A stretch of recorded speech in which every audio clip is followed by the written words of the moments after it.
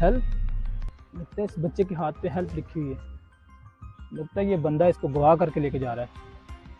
अभी पुलिस को कॉल करता हूँ।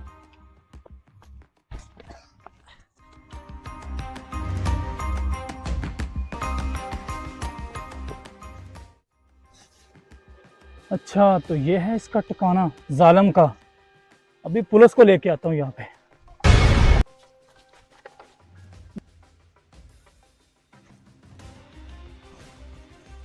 अरे पुलिस, ये मेरा पीछा करते करते यहाँ तक पहुँच आई है।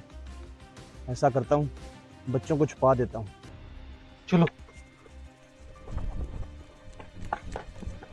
डॉक्टर साहब, यही बंदा है, इसने मेरी आंखों के सामने बच्चे को गवाह किया है।